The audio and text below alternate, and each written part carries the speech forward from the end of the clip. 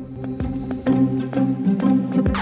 News in 5. News and developments making headlines around the world in 5 minutes.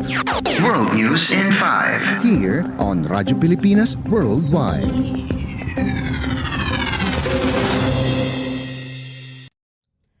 Good day. This is World News in 5 here on Radyo Pilipinas World Service. United States President Joe Biden signed legislation on Wednesday providing $95 billion in aid for Ukraine, Israel, and Taiwan. He said the new assistance aimed at helping Ukraine fight Russia's two-year invasion and Israel to fight Hamas militants and fend off airstrikes from Iran is going to make America and the world safer. It is noted that the U.S. Senate late on Tuesday completed the passage of the new aid bill. The 79 to 18 vote came after months of delays, chiefly in the U.S. House of Representatives, where the legislation stalled in a dispute over sending aid abroad while failing to act on tighter security to curb migration at the U.S.-Mexico border. The House ultimately approved the measure by a vote of 311 to 112 on Saturday, but the measure in the final version does not address the U.S. border migration concerns. World News in 5. Here on Radyo Pilipinas Worldwide. In other news overseas, Israel's military said on Wednesday it is deploying 2 reserve brigade divisions to the Gaza Strip, a move that comes as Israel prepares for a ground invasion in the southern city of Rafah.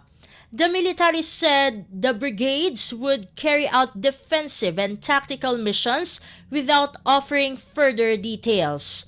Israeli officials have said an offensive in Rafah is necessary to achieve their goal of eliminating Hamas terrorists.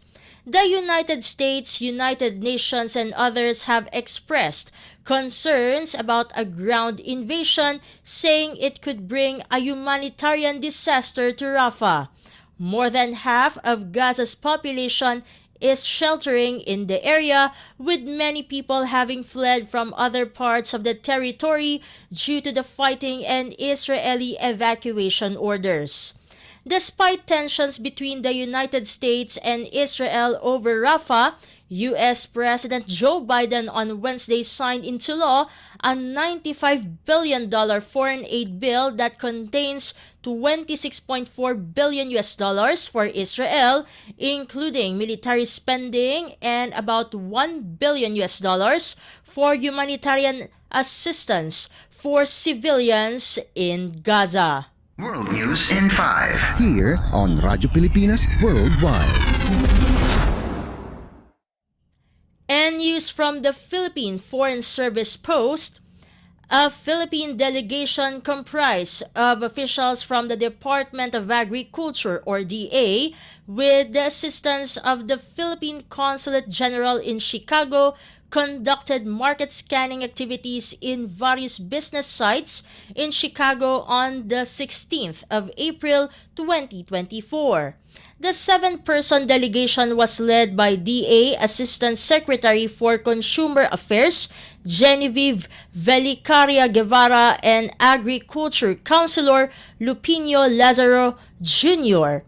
The market scanning was facilitated by the Philippine Consulate General in Chicago under the tutelage of Consul General J. Susana V. Paez.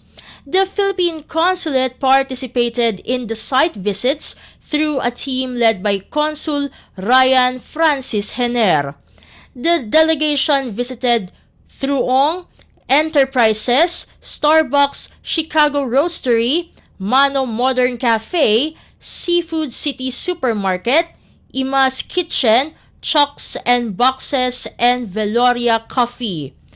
Truong Enterprises Vice President for Sales, Chow Truong, and Director for Strategy Jasmine Truong provided a guided tour of the distribution facility of one of the top Asian food wholesalers in the Midwest, while Starbucks Reserve event specialist Oscar Gomez provided an overview of the Chicago Roastery, the coffee chain's largest store in the world, and shared that out of about 38,000 stores worldwide, around 450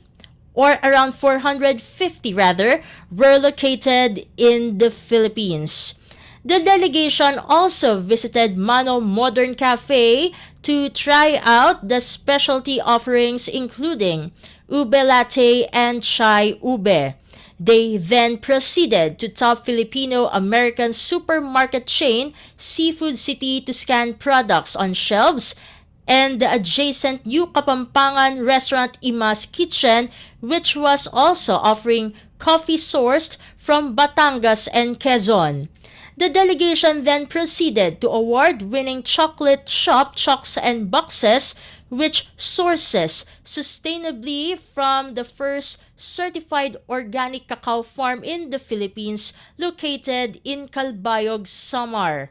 The delegation also visited the coffee roasting facility of Veloria Coffee, where co-owners Ron and Vilma Edrosa discussed the roasting process, market opportunities, and challenges in sourcing coffee from the Philippines. Overall, the site visits revealed a growing demand for Filipino specialty coffee, chocolate, and other food products such as dried mangoes, banana, and ube chips, and seafood.